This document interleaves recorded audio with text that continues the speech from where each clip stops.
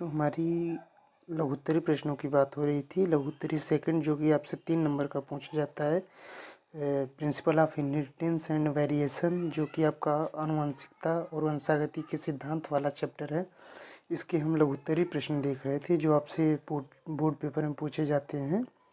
तो ध्यान रखिएगा, ये आपसे पूछा जा सकता था, मानव में लिंग निर्धारण कैसे होता है? समाज में लड़की पैदा होने का दोष केवल महिलाओं को दिया जाता है, यह कथन क्यों सही नहीं है? स्पष्ट कीजिए। ऐसे भी ये क्वेश्चन पूछा जा सकता था बच्चों की एक्स और एक्स वाई लिंग निर्धारण तंत्र पर टिप्पणी लिखिए। इसे ऐसे भी पूछा जा सकता था बच्चों कि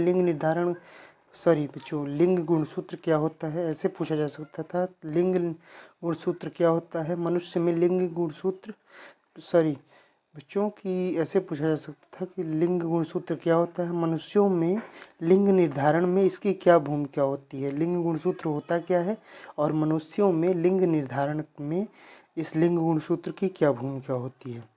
ये ऐसे भी पूछा जा सकता था बच्चों कि मनुष्य में लिंग निर्धारण से क्या तात्पर्य है? इसकी क्रियाविधि का रेखा चित्र द्वारा वर्णन कीजिए। इसे ऐसे भी पूछा जा सकता था। ये सारे क्वेश्चन सेक्स डिटर्मिनेशन से पूछे जा रहे हैं, आपसे ध्यान रखिएगा। इसे ऐसे भी पूछा जा सकता था बच्चों कि लिंग निर्धारण क्या होता है? मनुष्यों में लिंग निर्धारण को रेखा चित्र की सहायता से स्पष्ट कीजिए। बच्चों, लिंग निर्धारण क्या होता है? मनुष्यों में आप लिंग निर्धारण की प्रक्रिया को या लिंग निर्धारण होता क्या है? मनुष्य में लिंग निर्धारण कैसे होता है? रेखा चित्र की सहायता से स्पष्ट कीजिए। तो बच्चों, हमारी बात हो रही थी कि लिंग गुणसूत्र क्या होता है? मनुष्यों में लिंग निर्धारण में इसकी क्या भूमिका होती है?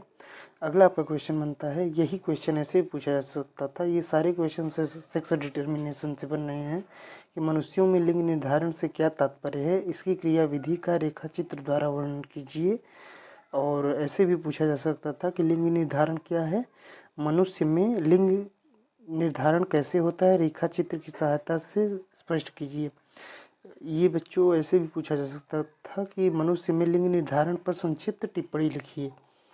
अब बच्चों, आपसे ये पूछा जा सकता था क्वेश्चन कि क्लाइनेफेल्टर सिंड्रोम क्या होता है, या क्लाइनेफेल्टर सिंड्रोम किसे कहते हैं, यह कैसे बनता है? जी, ऐसे मनुष्य जिनमें यह उपस्थित होता है उन व्यक्तियों में क्या लक्षण दिखाई देते हैं? क्लाइनेफेल्टर सिंड्रोम कहते किसे हैं, यह बनता कैसे है और